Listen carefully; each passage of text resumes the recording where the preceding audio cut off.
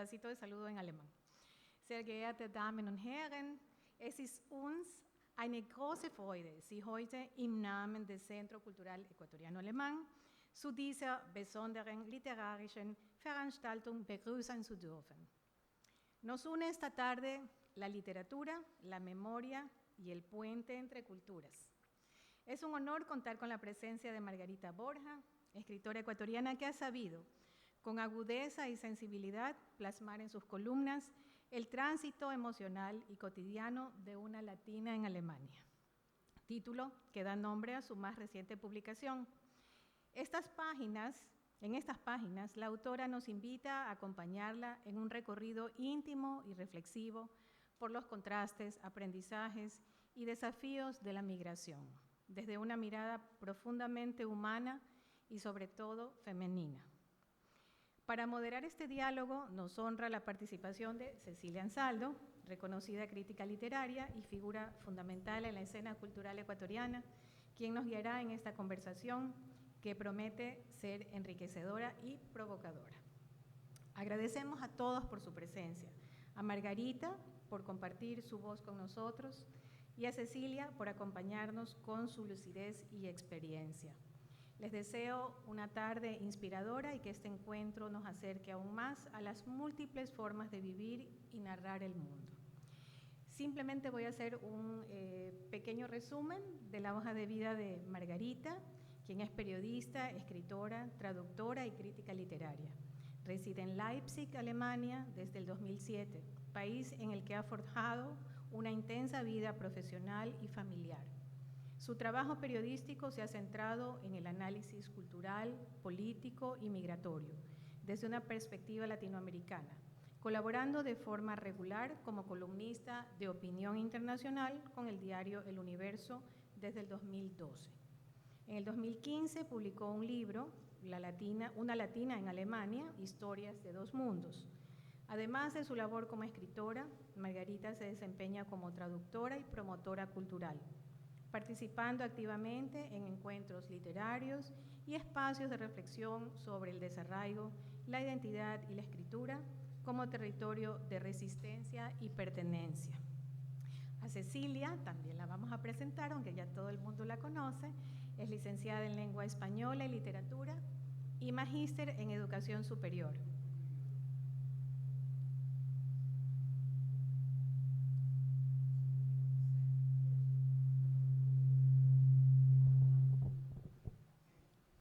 Sí, mil disculpas. Ella es docente universitaria en diversas áreas como teorías literarias, literatura hispano-ecuatoriana,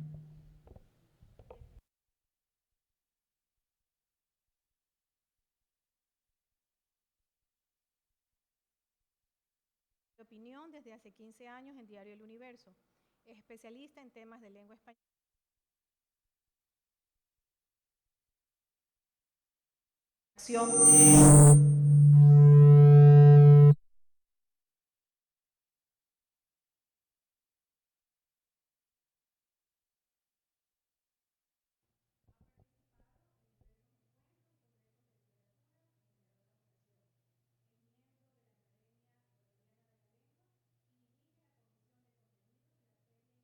Del Libro de Guayaquil, desde el 2015 hasta la fecha. Bueno, nos honra entonces en esta tarde contar con ambas y damos entonces inicio a este conversatorio, querida Margarita. Adelante.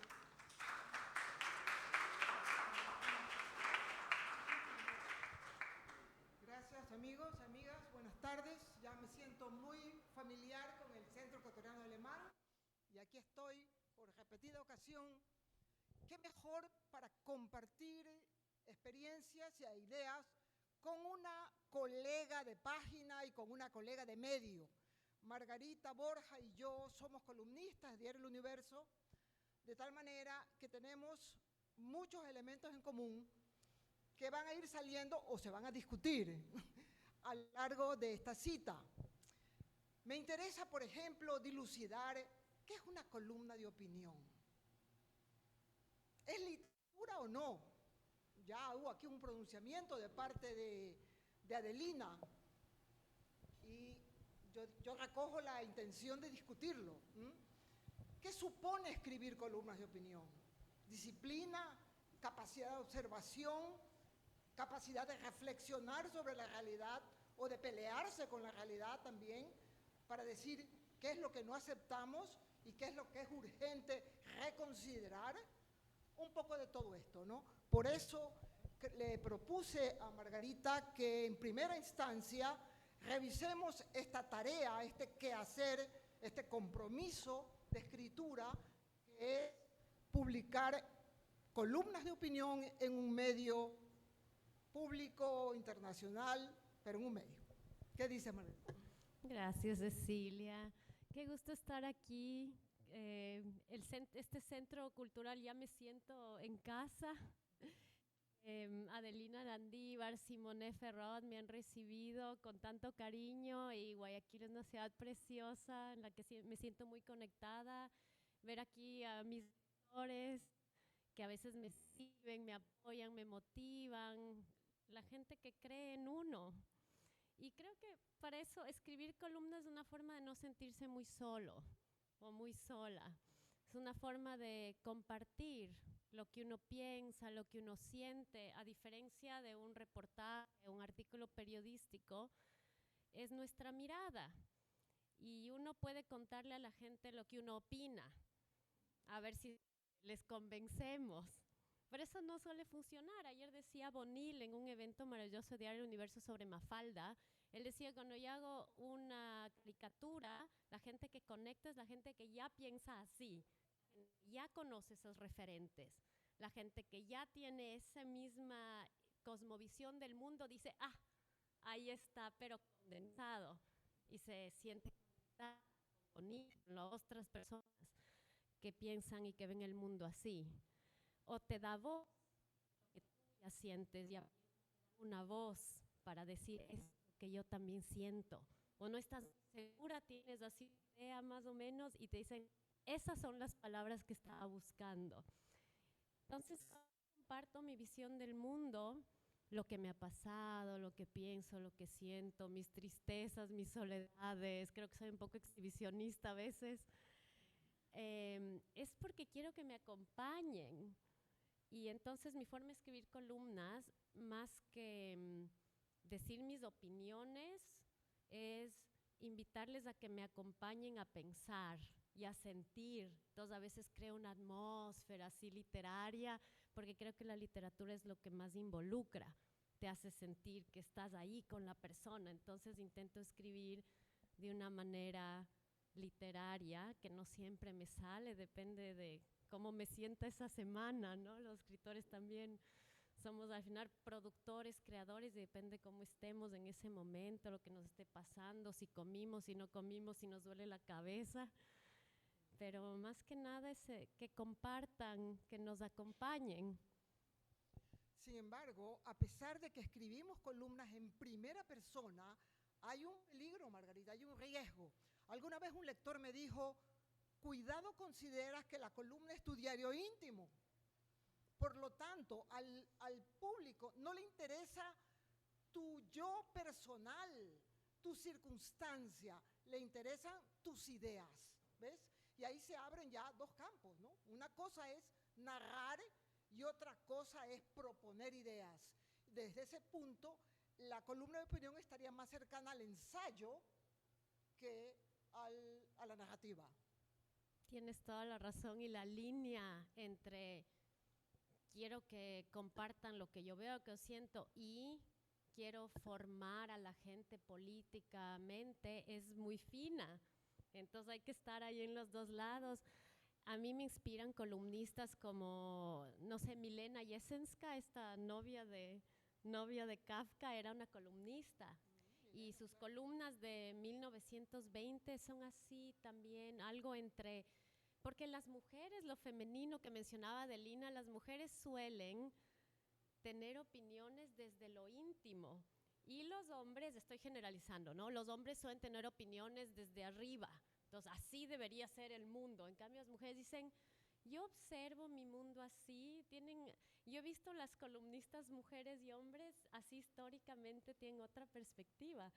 Tus columnas a mí me parecen son fuertes políticamente. Yo he visto una columna en que le escribes más o menos al presidente de la República, diciendo ya pues, ¿dónde está la seguridad en este país? Me encanta. Yo soy incapaz, o sea, mis columnas son así, tienen otro tono. Tú sí les escribes a los poderosos del mundo. Me encanta. Sí, ¿no? Este es uno de los, tal vez, de los atractivos de la columna de opinión, la diversidad, ¿no? La diversidad. En la medida en que nos vamos leyendo, vemos de dónde brota, de qué práctica, desde qué experiencia, desde qué perfil profesional brota cada columna, que podría, por cierto, patinar en términos literarios. Yo apunto mucho a los títulos de la columna. Si la columna se titula, como alguna vez un médico colaborador, La diabetes, yo no la leo. Yo no la leo. No leo columnas de opinión para enterarme de una enfermedad. O la reforma educativa. Eso viene de un pensador en términos macroeducativos, ¿no? Para desarrollar ese tema.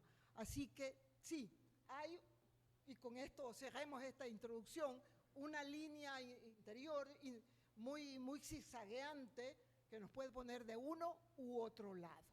Así que ahora apuntemos al territorio más tuyo, más vivencial, Margarita, que es el tema de la migración. Tú eres una ecuatoriana que vive y escribe desde Alemania. ¿Qué eso ha supuesto para ti? Pues por favor, un montón de datos y de vivencias. Así que sitúanos en ese territorio con tu opinión y con el muestrario, ¿no?, que tienes allí de tus columnas. Bueno, entonces vamos a proceder así. Yo quería compartir con ustedes algunos de los textos de mi libro y algunos textos más nuevos que he escrito que elaboran los mismos temas. El tema es la migración vista desde dentro, desde las emociones, y el segundo tema es la migración vista desde fuera, desde lo político, desde lo gastronómico. Entonces, queremos que sea una charla literaria, así que haremos lo siguiente. Yo voy a empezar leyendo 2 textos y después abriremos el foro. Cecilia les invitará a que puedan comentar, preguntar, conversar, así específicamente de los 2 primeros textos. Y después iremos al siguiente bloque, que es la migración ya desde el punto de vista más político, que es un tema que nunca va a pasar de moda, es un tema humano, ¿no?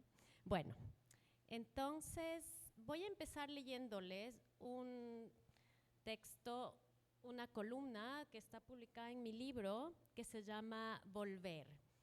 Esta columna yo la escribí en el 2015, hace 10 años. Yo ya llevaba en ese entonces 8 años fuera del país. Bueno, no, sí, desde el 2007. Ya llevaba 8 años fuera del país, ¿no? Entonces, voy a leerles esta columna que es más larga, porque antes del formato de las columnas del Universo, el diario era más grande, luego se fue achicando, ¿no? Se fue contrayendo y ahora van a ver las columnas más nuevas son cortitas. Entonces vamos a empezar con la columna larga y más viejita sobre el tema de la migración desde las emociones. Volver. Llegó el día de volver al extranjero, despedirse de la familia, de la complicidad de las amigas y la intensidad de los amigos, despedirse de la casa de la infancia, todavía invadida por los ecos de las palabras que se dijeron, pero más aún de lo que se calla, que es lo que eternamente continúa sonando. Volver, aterrizar del otro lado de la orilla, donde ya ni siquiera habita Günter Grass, aunque continuará hablándonos para siempre desde su mirada mágica, desde el descubrimiento de las historias en la historia. Volver con la esperanza de la primavera, volver a la batalla, nuevamente instalarse en la rutina del hogar construido lejos, abandonar otra vez, una vez más, el hogar abandonado. Uno empaca las maletas como si se despidiera de uno mismo, de ese que se queda acá, siempre prendido a los recuerdos, abrazado al poste de la cama de la abuela. Una niña se queda llorando en un rincón mientras el adulto que toma decisiones, el que decide emigrar, el que se va, el que vuelve, el que visita, el que explica y justifica, se desdobla y sigue empacando. Lleva días soñando que pierde el avión, que olvida hacer las maletas y cuando lo recuerda ya es muy tarde. Sueña que no todo lo que necesita, lo que desea, cabe en su equipaje. Sueña que tiene que renunciar y desechar, dejar atrás. Sueña que se va olvidando algo, lo más importante, y al sueño emerge desde dobleces ocultos la conciencia de la pérdida. Al despertar se consuela diciéndose que es solo un sueño que se queda atascado en la garganta, dilatando las paredes como para que quepa un llanto, como la lluvia rasgando las laderas de Quito, empañando los parabrisas, enloqueciendo entre las luces y el tránsito, una tristeza turbulenta como el agua arrastrada por las cunetas, siempre de bajada en Quito, enervada, la puro, angustiada entre la interminable fila de carros, como el oleaje de playas, escupiendo troncos y plantas que se enredan entre la espuma a los pies de la niña. Volvemos al extranjero contándonos historias sobre los paisajes de la infancia por los que seguimos transitando en búsqueda de lo irrecobrable, lo que añoramos, pero también del consuelo de aquello que ya fue y no debió haber sido. Volvemos a extrañas latitudes donde no nacimos, ni nacieron nuestros abuelos, y sin embargo nacen las hijas. Nos llevamos las impresiones, los álbumes familiares que siguen recreándose sin fotógrafo cada domingo a la hora del almuerzo, cada uno en su silla, acomodado esa ideología y personalidad eternamente. Y nos preguntamos cada vez hasta cuándo estará allí cada personaje tan amado, tan idéntico a sí mismo, inmutable. Nos vamos añorando la transformación, el paraíso interior ensombrecido por pilas de papeles sobre una mesa de planchar, las marañas de la burocracia y el resentimiento. Añorando el volcán tan lejos, tan cerca, las luces desafinadas, el piano a todo volumen, la complicidad que solo existe entre los viejos amigos, deseándose secretamente mientras se veían crecer. Despedirse guardando las composturas, sin salir corriendo a esconderse debajo de la cama. Abrazar, sonreír y decir volveré. Subirse al avión sabiendo que no es posible dejar atrás el exceso con el que procuramos saciarnos del lugar donde nacimos. Despedirse con un poema quizá, como sin querer decir adiós, sino eternizar en las palabras un sentimiento inagotable, el de la pérdida, el del adiós. Despedirse como si de esa materia estuviera hecha la vida, irremediablemente. Buenas noches, extranjero he llegado, extranjero me voy. Mayo fue favorable con sus ramos de flores. Ella me habló de amor, su madre hasta de boda. Ahora el mundo oscurece y es de nieve el camino. No puedo para el viaje elegir el momento. Solitario en la sombra he de encontrar mi norte. Me acompaña tan solo el perfil de la luna y en los campos nevados las huellas de las bestias. ¿Cómo iba a quedarme hasta que me expulsaran? Que los perros aúllen en la puerta del amo. Ama el amor errar, así nos hizo Dios, y pasa de uno a otro. Buenas noches, amada, no turbaré tu sueño. ¿Cómo herir tu descanso? Mis pasos serán leves, la puerta irá despacio y escribiré en la entrada al partir buenas noches para que puedas ver que he pensado en ti. Este es un Lied de Franz Schubert. Este es un texto que escribí cuando estuve de visita en Ecuador y tenía que regresar a Alemania. Entonces estaba llorando, escribiendo y haciendo las maletas. Hace un año, bueno, el diciembre del 2024, volví a escribir sobre algo parecido, sobre quién soy, si todavía le extraño a mi abuela, qué idioma hablo. Entonces escribí un pequeño texto que se llama Mis Tierras, donde también reflexiono sobre mis emociones respecto a ser una migrante. Mis tierras. A veces me escondo en lugares donde solo yo puedo encontrarme. Me interno en un bosque bajo la lluvia, en las calles oscuras de la ciudad entre la niebla. Me encierro en una habitación donde la complicidad de una luz tenue y una música secreta me permiten acceder a ese espacio solo mío, donde imagino el mundo no como es, sino como podría haber sido. Suelo llorar por todos esos yos que hubiera deseado ser y no fui. Sé que no estoy sola, que es inherente a la condición humana desear ser pájaros que nadan y peces que vuelan, desear ser libres y estar atados, tener alas, pero también raíces. Caminamos por la vida, quizá corremos, o es el tiempo el que corre y nos atropella, dejándonos despeinados e incrédulos, preguntándonos dónde estamos y cómo hemos llegado allí. Lo cierto es que a rastras o a brincos hemos ido abriendo y cerrando trocha, o visto abrirse y cerrarse puertas, incluso cuando ya teníamos una mano dentro. Hemos sido y somos también los caminos que soñamos transitar. Tanto lo que hemos logrado y hallado como aquello que hemos perdido subsiste en nosotros. Somos la suma de nuestras restas y vivimos con un pie en lo probable, otro en lo tangible y la cabeza flotando entre el cielo y la tierra.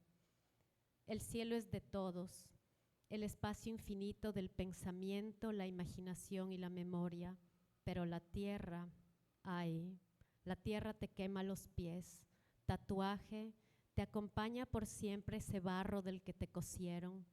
Los migrantes caminamos por tierra ajena preguntándonos si algún día nuestros pasos se amoldarán a la forma del terreno, si alguna vez se sentirán naturales o si estamos condenados a andar en puntillas o tropezando. Aún así, vamos construyendo memorias en las esquinas de ciudades que alguna vez nos parecieron inconquistables. Con el paso de los años, el cuerpo se acostumbra a los olores y temperaturas, los ruidos, el ritmo ajeno que empieza a ser el propio. Y el asombro con el que un día lo veíamos todo deviene recuerdo desvaído, reemplazado por una sorda incomodidad y extrañeza que nos acompañará siempre y que ahora no nos abandona ni siquiera cuando regresamos al hogar natal, donde descubrimos que nos hemos vuelto también extraños. Pero la tierra que nos vio nacer pervive incrustada en nuestros genes, grabada en la memoria, con tal obstinación que incluso los hijos de migrantes ya nacidos en la tierra adoptiva heredan una vaga sensación de añoranza de ese mundo al que parecían pertenecer sus padres de maneras para ellos secretas e incomprensibles. Soy una migrante ecuatoriana en Alemania, pero casi la mitad de mi familia es estadounidense y vive en ese país. Son los destinos de 3 tierras los que determinan mi vida. Tengo solo 2 pies, pero 3 naciones y 3 idiomas.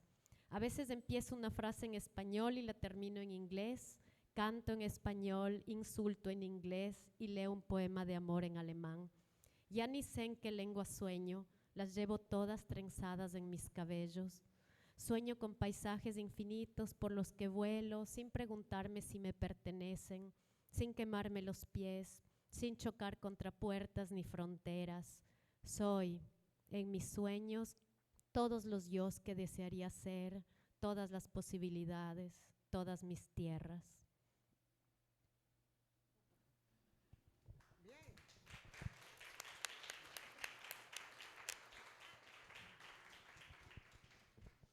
Muy lírico, Margarita, muy lírico, muy de dentro. Yo jamás podría escribir una columna así porque no participo de tu experiencia de migración y porque la lírica a veces pone un flujo indetenible, ¿no? que se va desbordando y tal vez nos olvidamos de que es una columna y lo leemos como un poema. En fin, en todo caso, Margarita quiere conversar con sus lectores.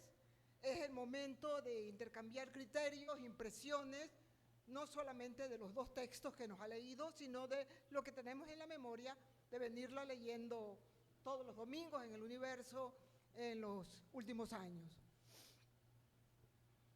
¿Qué tal? ¿Sí? Sí, Simone, ¿quieres pasarles el micrófono? El mío, que no se usa.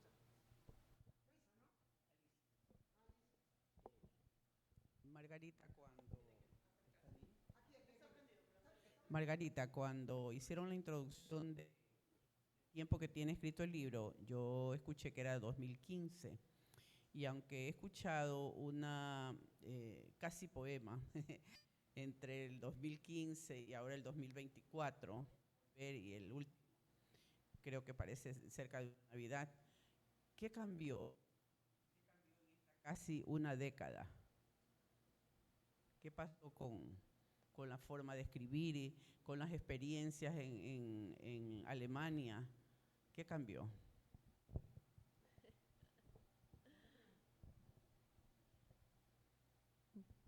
Bueno, uno se transforma en la vida y como migrante vas encontrando nuevos espacios. La conexión con mi familia, esto de quedarme llorada, agarrada de la cama de la abuelita, eso se fue diluyendo más y más. Y ya sentirme casi en mi hogar, Alemania, me abrió otro tipo de inquietudes, porque es tu hogar, pero no es tu hogar tampoco. Y acá ya no es tu hogar tampoco. Y yo digo, bueno, ¿para qué salir de un lado? Mejor sueñas que tus hogares son todos y que el hogar es algo que no es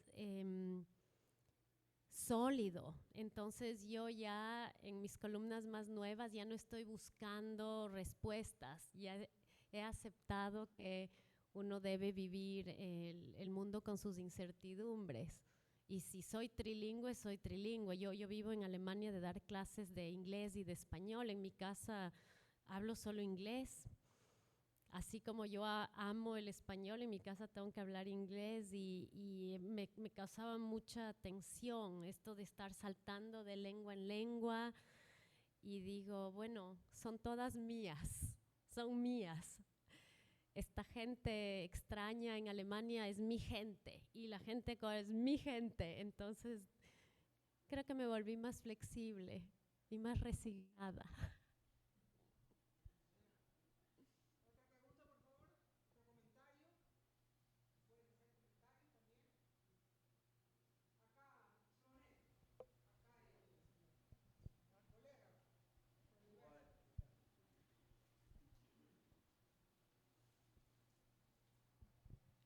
Bien, gracias. Felicito a tanto al exponente Margarita, Silvia, que siempre le estoy leyendo las dos. Como columnista también del Universo, pero pues mis temas son de seguridad porque soy coronel del ejército en retiro, tengo 7 años de columnista del Universo y también de La República, un periódico online. Bueno, sobre el tema, pienso que hay migrantes y migrantes. Margarita es una privilegiada, cierto, desarraigarse de la familia, de la tierra, que uno tiene sus amigos, tiene el apego a su tierra y muchas aristas, entre ellas de la gastronomía, que es importantísimo, ¿no? Es decir, más bien, Margarita, ¿cómo ve el resto de migrantes? Porque es un problema muy serio el tema de la migración en Europa. Incluso hay muchos enfrentamientos. En España, los migrantes subsaharianos, por ejemplo. En Alemania, creo, turcos y sirios, con los temas, ¿no?, que les obliga a salir de sus países, ¿no? Unos por pobreza, otras veces por temas políticos, religiosos, etcétera, etcétera. Esa es mi pregunta. ¿Cómo ve la migración en general desde su punto de vista como migrante también? Muchas gracias, Alberto. Es una excelente pregunta para pasar al segundo bloque, en donde quiero hablar de la migración desde una perspectiva más política, ¿no? Evidentemente soy una persona privilegiada, tengo un trabajo donde gano poco, pero tengo un departamento. No soy los migrantes a los que Trump está persiguiendo, torturando, criminalizando, pero pobres, ricos, migrante que llegó a pie, en avión, somos seres humanos y tenemos derecho a hablar de nuestra experiencia desde las emociones. Y todos los migrantes no son solo un factor político, somos por sobre todas las cosas seres humanos, que tenemos un idioma, una abuela, una sopa favorita. Por eso a mí me parece importante siempre hacer hincapié en eso y recordar a la gente que tenemos derecho a hablar desde nuestras emociones. Ahora, la parte sí, bueno, una preguntita más antes de seguir a siguientes lecturas que abrirán este diálogo por este camino. Sí. Qué grato verte también, Cecilia. Sí, qué grato estar, Cecilia, soy Luisa de Fabre. Yo tenía muy claro el hecho, digamos, de que como en esta introducción es de parte de las emociones, ¿verdad? Porque configuran, como quien dice, la esencia del ser humano. Y siempre digo que para eso no hay distancias geográficas, porque a través de esos tejidos sociales, más en nuestros países andinos, nos crean ya una cultura que echa raíces, y echa raíces tan profundas que incluso la distancia como que es y no es, porque como decía Margarita, es un mundo muy interno que se vive, que, como usted dice, de sensaciones, de olores, de presencias, incluso de sueños. Entonces, y ahora un poco más,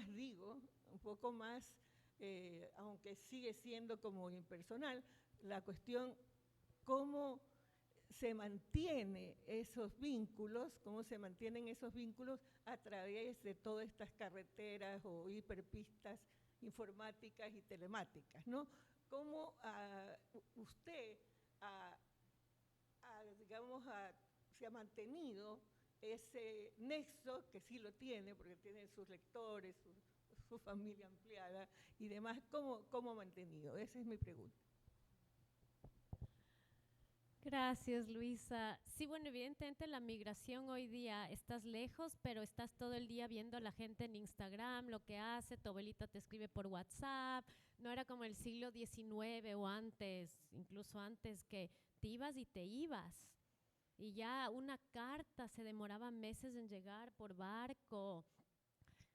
A veces, ahora que he saludado a la gente luego de no verles 3 años, a veces ya no lloro porque pienso que les vi ayer, porque les vi en las fotos del Instagram, pero digo, no es cierto, mi mente está confundida, porque evidentemente no los vi ayer, fue una fotografía en la que yo no estaba participando. Es un tema fascinante, quiero escribir alguna columna sobre eso, pero el vínculo se mantiene, pero también es una ilusión. Es una ilusión, nuestras mentes recién se están dando cuenta de que nos está haciendo la virtualidad. Bueno, como no tenemos un tiempo infinito, vamos a pasar a la lectura de el segundo bloque. Les prometo que no será largo y aquí saldrán ya todos los temas políticos. ¿Sí? Gracias. ¿Sí? ¿De acuerdo? Bueno. Empecemos con una historia que es verdadera. Yo encontré la historia en un periódico, es de una araña ecuatoriana que se metió a Europa ilegalmente, ¿sí? Entonces mi forma de hacer columnismo es, si hablo de mí, hablo de historias, pero en realidad estoy hablando de un tema que me parece compartido y relevante. Solo es es una forma de hablarlo. Pero esta es mi columna sobre lo que opino yo sobre la migración legal e ilegal y todo con la coyuntura económica y eso. Pero no voy a escribirles lo que yo opino porque qué aburrido volver a repetir lo que ya todo el mundo repite. Mejor les cuento una historia con humor, con ironía, y ustedes dicen, ah, sí, esto es lo que ella piensa. Yo confío en mis lectores son brillantísimos, entonces ya ellos y ellas ya ven lo que yo opino y no les tengo que explicar así en formas fáciles. Bueno, esta columna es del 2015 y se llama La intrusa entre las bananas. Entre las bananas escondida, en una caja oscura, entre el olor dulce de las frutas llegó la araña ecuatoriana Düsseldorf. La empleada del supermercado, malhumorada y con los sentidos todavía dispersos entre las brumas del sueño, abrió la caja. Se le descosieron los ojos del horror y de un grito alertó a los zombis que pululaban por los pasillos del supermercado a primera hora de la mañana. Una enorme araña peluda estiraba sus patas sobre las tersas cáscaras que ya empezaban a iluminarse de amarillo. Una araña errante ecuatoriana, aparecería al día siguiente en la prensa, fue encontrada oculta entre las bananas.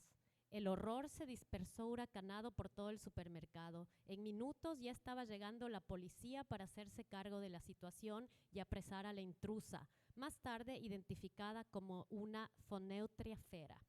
Al parecer, la araña ecuatoriana había aprovechado un descuido en su país de origen para colarse entre las frutas que fueron envueltas en plástico e introducidas en una caja junto a decenas de racimos.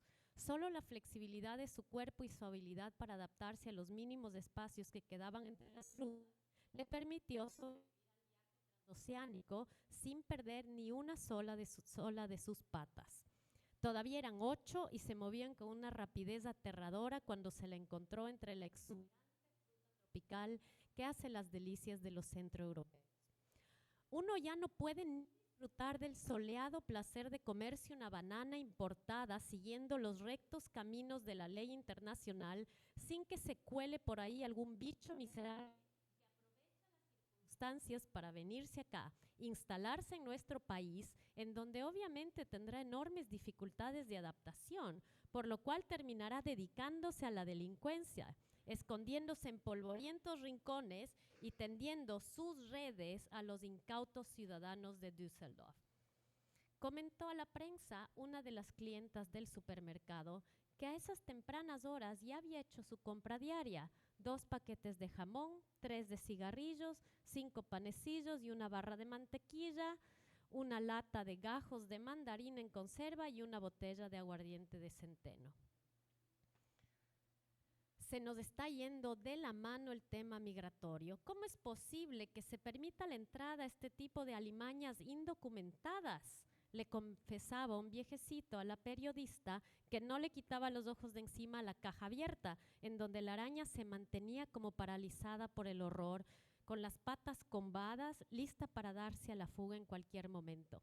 La prensa fue la primera en llegar, después arribó la policía, pero en cuanto se acercaron a la araña, por más sigilosa que fuera la acción, esta saltó de la caja y en segundos ya se había escurrido astutamente por la mínima herradura bajo los congeladores.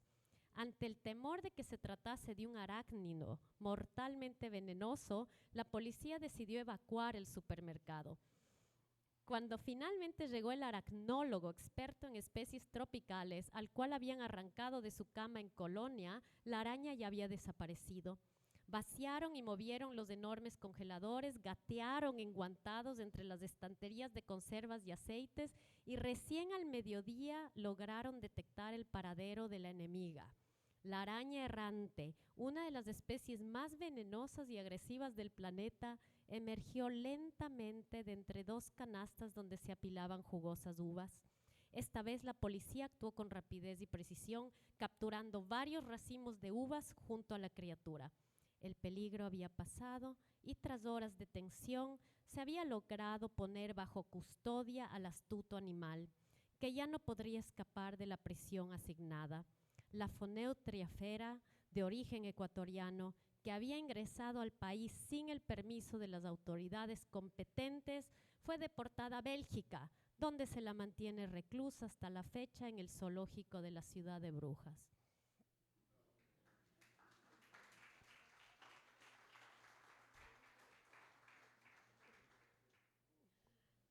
¿El otro texto? Tengo dos textitos más, pero ya. Bueno. Bueno, voy a leer el que es más político primero. ¿Qué siente un migrante no solo por su abuelita, sino sobre las noticias de actualidad del país? Tengo un texto del 14 de enero de 2024, coincide con los sucesos que se vieron aquí y que de los cuales yo me enteré estando en Alemania. Entonces quiero hablar de eso, cómo un migrante percibe las noticias, las tragedias de la tierra. 5 minutos de fama. Nos afecta de una manera extraña de la cual casi nos avergüenza hablar. A fin de cuentas estamos lejos. Abandonamos cobarde y desesperadamente el barco para nadar a costas más seguras, donde trabajamos de sol a sol, pero nadie nos visita para chantajearnos. No sobrevivimos entre el miedo, la frustración y la incertidumbre que reinan en las calles de ese lugar que aún llamamos Ecuador, mi país. Así seguimos diciendo los migrantes aunque vivamos lejos, aunque murmuremos en secreto sintiéndonos un poco culpables, de la que me salvé. Pero en el frío de la noche solitaria, lejos de la tierra que nos vio nacer, nos confesamos la nostalgia por ese país que todavía cobija o debería cobijar a nuestros seres amados. Una bomba de una violencia inconcebible, inexplicable, injustificable ha explotado en Ecuador. Horrorizados leemos, vemos, oímos sobre periodistas y personal penitenciario secuestrados, padres, madres, niños asesinados. A miles de kilómetros de Quito y Guayaquil, los migrantes escuchamos las voces de nuestras familias y amigos contándonos cómo regresaron a casa en el tumulto desesperado ante el decreto del gobierno. Amigos que caminaron por horas porque los buses estaban atestados y el tráfico estancado.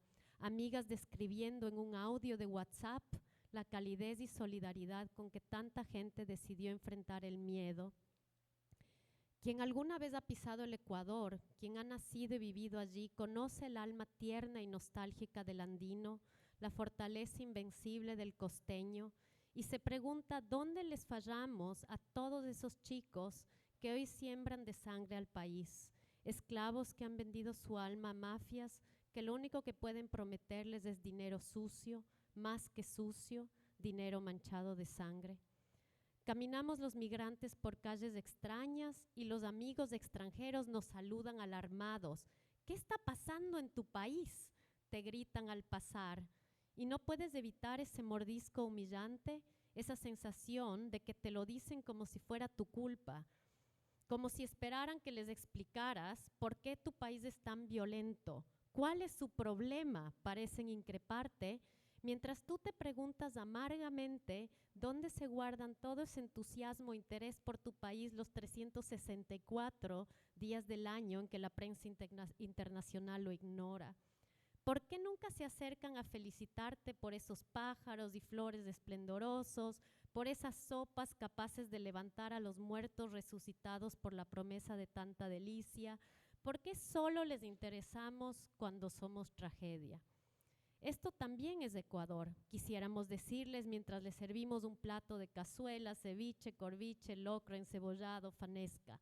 Esto también es Ecuador. 15.300 especies de flores, colibríes, pinzones, tortugas gigantes, pájaros bailarines de patas azules, bailarines de poncho, alpargatas, sombreros y faldas, gente que canta al hablar y acaricia con los ojos, pintores, músicos, soñadores. Esto también es Ecuador, quisieras decirles, porque si no saben lo que somos, no comprenden cómo sufrimos. Pero ya se van corriendo a la próxima noticia de última hora, al nuevo escándalo internacional, la nueva bomba viral, y se olvidarán de tu país, Hasta la próxima primera plana.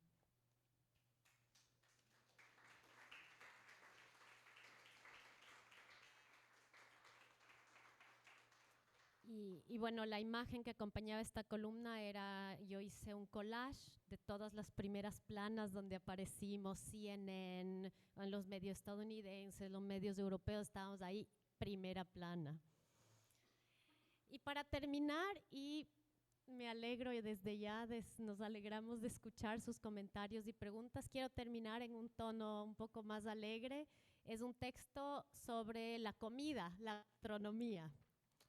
Se llama El sabor de la memoria y es del 2019. De vez en cuando me agarra la urgencia de cocinar y lo hago por amor. No por amor a mi familia, la cual más que disfrutar yo diría que tolera mis incursiones en la cocina, sino por amor a mi tierra natal, Ecuador. Y es que una de las cosas más trágicas de vivir lejos del país donde nacimos y crecimos es vernos privados de los sabores de nuestra infancia. A todo se acostumbra el ser humano, al frío, al silencio, a las palabras extrañas, pero hay un sentido rebelde que se resiste, que se niega rotundamente a integrarse, a adaptarse, a convertirse en extranjero domesticado, el paladar. Y esto no lo digo solo yo porque sufro cada día sin mi ceviche y mis empanadas de verde, sin mi sopa de quinoa y mi cazuela de pescado. Lo dice cualquier migrante. Y lo confirman los estudios académicos sobre migración. El paladar se acostumbra a los sabores de la infancia, el cerebro reacciona con placer al estímulo de esas sopas que te recuerdan a tu abuelita. De ahí que haya gente que coma cosas que a otros les parecen repugnantes solo porque así los alimentaban desde pequeños. Todo cambia, sí, menos el amor por los sabores familiares. Lo primero que hacen los migrantes al llegar a su país adoptivo es preguntar: ¿dónde se consigue mate? El argentino. Maíz blanco, cualquier latino. Jamón y chorizo, el español. Si mañana algún criminal llegara al poder en Alemania y se le ocurriera ir a la casa de ecuatorianos, sería muy fácil identificarlos. Vaya a su cocina y busque dónde esconden el achote. Otra forma de pescar ecuatorianos en Alemania, encuéntrelos en las tiendas asiáticas rebuscando entre las cajas de plátano verde. Cada uno, pues, suele amar la comida de su tierra como a su vida misma. Privados de ese placer, los migrantes sufrimos de un trastorno que termina fanatizándonos como si se tratara de una adicción. Tan fuerte que cada vez que un migrante regresa a su país se entera de excesos que causan risa entre sus familiares y amigos. Yo soy de las que se atraca de ceviche durante una semana seguida, del aeropuerto a la cevichería. Y regreso a Europa con las maletas llenas de melcochas y galletas amor, tangos y tortolines y achote, mucho achote. Dicho sea de paso, adoro comer. Y este placer se vuelve aún más intenso cuando el paladar activa la memoria, cuando los sabores nos transportan a un lugar y a un tiempo que añoramos. Por eso son ridículos los debates sobre qué ceviche es más rico, si el ecuatoriano, el peruano, el chileno, etc. Al menos para los migrantes, la respuesta a cuál es tu comida favorita es casi siempre obvia. La de mi país. Sí, ese mismo, el país al cual abandoné. Cuando todavía vivía en Ecuador, me creía sofisticada diciendo, mi comida favorita es la francesa. Como una niña que, sabiendo que su mamá estará siempre disponible y presente, prefiere sentarse en las faldas de la tía. Pero ahora que vivo en Alemania, ninguna comida me causa el placer y la felicidad de la comida ecuatoriana, incluso cuando soy yo, una cocinera mediocre, quien la prepara. Y es que no tengo opción. Si quiero comer mis platos favoritos, me toca cocinarlos con mis propias manos. Aunque mis amigos alemanes así lo crean, la comida peruano-mexicana, que sí se consigue en varios restaurantes de la región donde vivo, no sirve como sustituto. Vean, por ejemplo, el problema del ceviche. Voy a una cevichería peruana en Berlín y aparte de las obvias diferencias, qué angustia ese ceviche tan seco. Me deja sedienta. Y es que a los ecuatorianos parece gustarnos todo bien jugoso. Hasta nuestros secos son mojados. Y ni qué decir de la cantidad de sopas que tiene la gastronomía ecuatoriana. Bien dice mi sabia amiga Pía, Si Mafalda fuera ecuatoriana, no odiaría la sopa. En Ecuador tenemos sopas para todo. ¿Está chuchaqui? Tome su encebollado. ¿Se murió Jesús? Tome su fanesca. ¿Tiene frío? Tómese un locrito de papa. ¿Le gusta meter los dedos en el caldo? Tome su sancocho, pero agarre con cuidado el choclo para que no se queme. Hay caldos donde nadan bolitas y bolones, patas, papas, mellocos, yucas. Hasta el almuerzo más barato empieza con su sopita. ¿Y qué es la sopa sino comida de gente generosa? Échale agua, siempre hay para más, cálida y sencilla. Así pues, cuando me agarra la nostalgia, me encierro en la cocina. Mi hija me pregunta, ¿qué hago? Sorpresa, respondo. Solo te puedo decir que es comida ecuatoriana. Entonces va corriendo a donde su padre y le traduce la conversación. Ya está otra vez mi mami preparando alguna de sus sopas.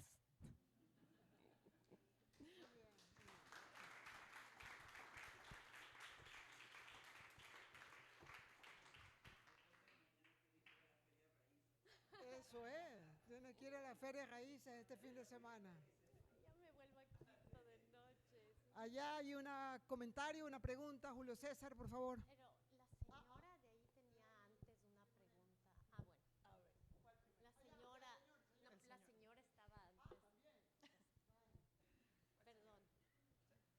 Perdónate, es que Gracias.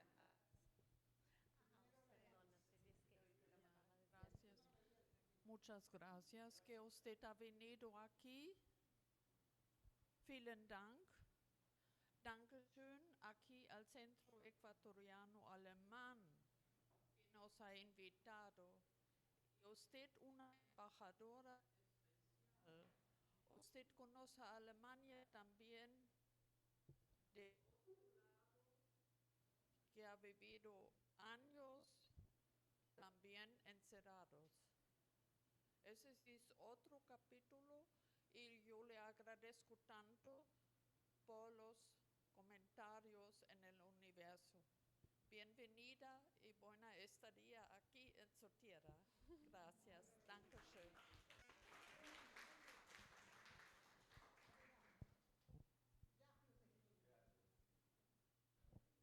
Buenas noches. Bueno, primero mi sorpresa, Margarita, porque usted parece una lozana estudiante universitaria. La creía con un poquito más de edad que aparentara, quiero decir. En verdad yo soy un asiduo lector suyo, de Cecilia también. También comparto la misma tarea en el mismo diario, que me honra. Quiero destacar que se percibe mucho lo humano en sus columnas por la sensibilidad exquisita que usted tiene. Y eso no es un piropo gratuito, es algo que lo siento y lo pienso de verdad. Quería preguntarle, a partir de algo que voy a desarrollar posteriormente de manera breve, ¿cómo se influye su yo cultural en su entorno, en el entorno nuevo que usted tiene en Alemania después de haberlo vivido acá? Lo que tenga de bueno, que lo pueda tomar, que la pueda impregnar, ¿verdad? La pueda absorber, y lo que no lo tenga de bueno y a lo que se resista. ¿Y cuál es el ejemplo grande que quiero poner, Margarita? El ejemplo del tema del conflicto Israel-Palestina. Porque ya sabemos cuál es la posición de Alemania al respecto. Alemania se siente con un remordimiento grande por lo que hizo a los judíos, algo trágico, 6 millones que perecieron. Pero lamentablemente ese sentimiento de remordimiento, a mi juicio, y tal vez al de muchos, lo ha distorsionado, porque lo ha llevado a poner a los palestinos, desafortunadamente, en el mismo papel de víctimas que tuvieron sus ancestros, los ancestros de sus víctimas, quiero decir, o sea, de esos judíos. el sionismo alemán, la posición de Israel dentro de esa zona en la geopolítica, que para Occidente le es muy cara, pero ¿qué resulta? Que después de 1967, de la guerra de Israel, según Noam Chomsky, se creó un mito, el mito del antisemitismo, que lo hay, eso no hay cómo negarlo. Pero en el antisemitismo, ¿a qué se involucra? A toda crítica contra Israel. Y entonces, Julio César, le voy a interrumpir. dígame, Porque Margarita. creo que los lectores vinieron aquí a hablar de otro tema y yo con todo respeto, y si es mi colega, le invito a escribir toda esta información en sus columnas y si algún momento nos escribimos un par de cartas y lo comentamos. Entonces me voy a quedar con la primera parte de su pregunta. Eso, Como migrante, Claro. ¿qué me ha influido? Bueno, mis mejores amigas son una francesa, una inglesa y 2 israelitas en Alemania. Mi mejor amiga mi mejor amiga en Quito es una profesora palestina. Entonces conozco gente de muchos países. ¿Qué puedo decir sobre qué te vas transformando? Como migrante te vas transformando, cambias. Por ejemplo, a veces hago bolón de verde mezclado con papa. Tengo mi mejor amiga vive en Japón, por hablar de la gastronomía. Pero también, obviamente, te transformas lingüísticamente, cómo caminas, cómo hablas. Yo ya he dejado de gritar tanto, porque en Alemania no hay cómo estar gritando. Pero mis hijas todavía piensan que grito, pero no saben cómo gritaba cuando llegué. Bueno, ¿alguien más tenemos aquí? Por favor.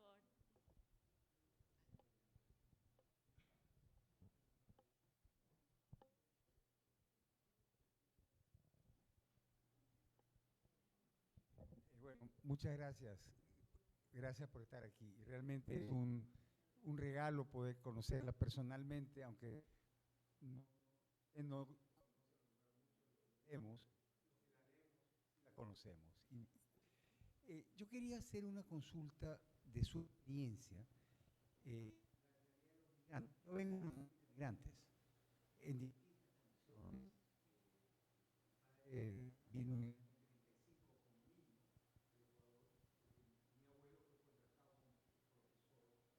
Politécnica.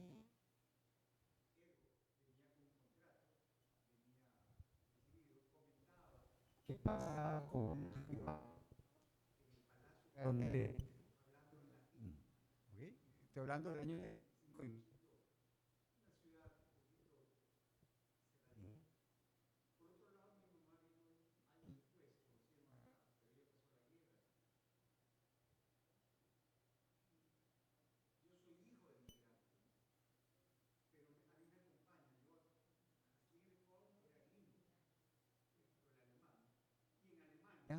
La vez era extranjero.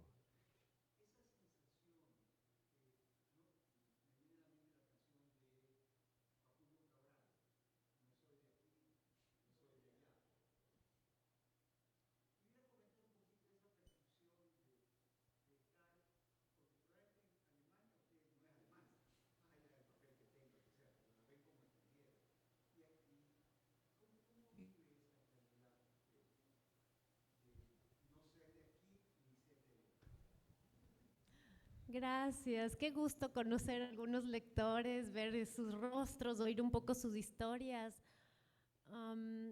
Bueno, yo sí escribo desde lo personal, pero escribo para la gente donde nos vamos a encontrar. Es para acompañarnos, ¿no? Hay un filósofo que a mí me gusta, ya me olvidé el nombre porque estoy aquí pensando en lo que estamos haciendo, pero es un brasilero también con raíces por todos lados y él inventó una teoría de las raíces flotantes. Decía, no podemos ser árboles que en lugar de estar anclados en una tierra, nos vamos flotando llevando nuestras raíces. Y entonces un hijo de migrantes o alguien que es medio de aquí, medio de acá, pero no es de ningún lugar, en realidad tiene una ventaja hermosa sobre el mundo, es lo que Goethe decía, un ciudadano del mundo.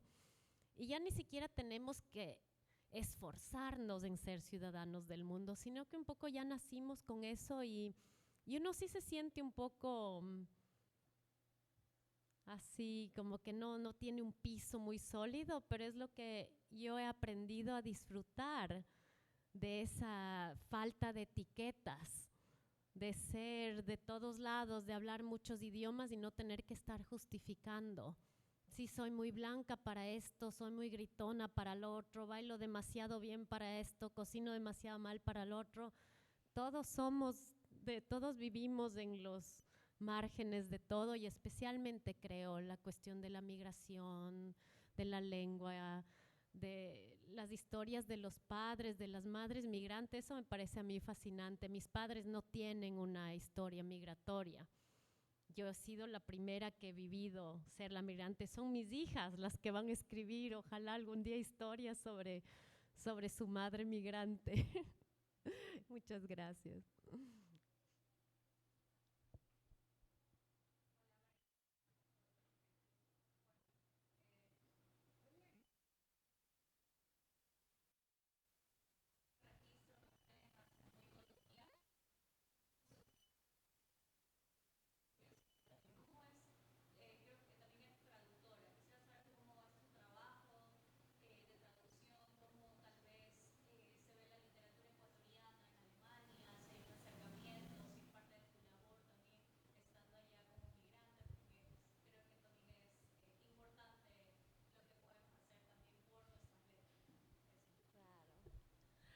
Bueno, yo vengo del ámbito de la literatura, yo estudié literatura en la Católica y en Alemania hice una maestría en literatura general y comparada.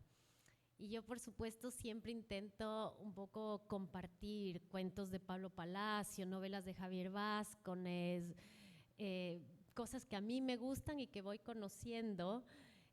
A veces me mandan libros de otros ecuatorianos que viven en el extranjero a mi casa, o cuando vengo acá me llevo la maleta con libros.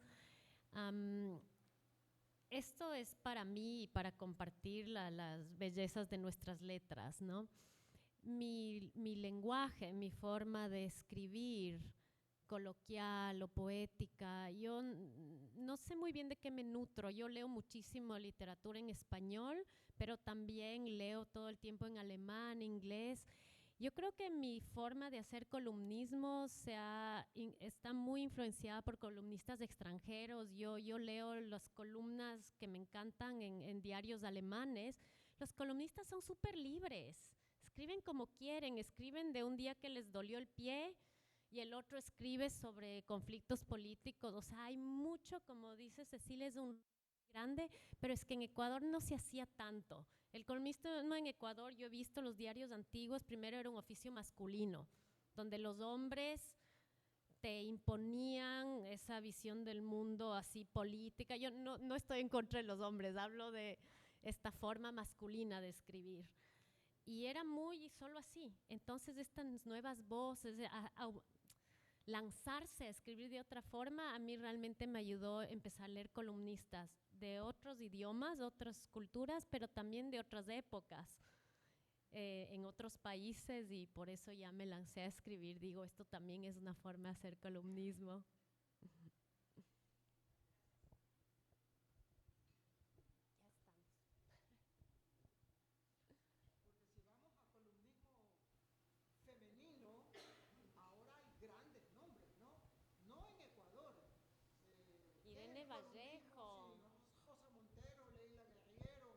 Irene Vallejo es mi ídola.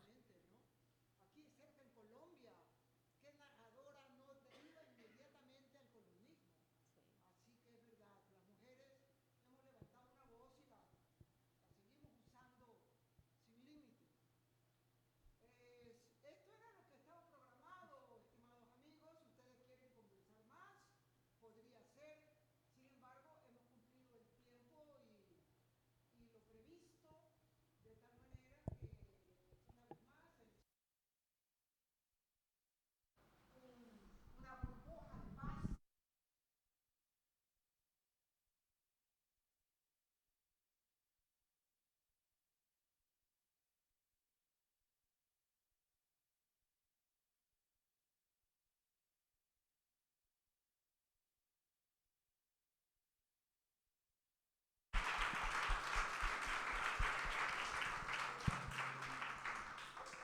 Sí, además de agradecerles, invitarlos también a un pequeño compartir aquí abajo en la cafetería para los que quieran pues acompañar a Margarita, conversar ya en otro ambiente un poquito más distendido con ella, hacerle las preguntas que las finales en este foro no alcanzamos a hacer. Así que los invitamos y agradecemos a Margarita con un fuerte aplauso, a Cecilia también por su moderación. E invitarlos, por favor, a pasar a la cafetería.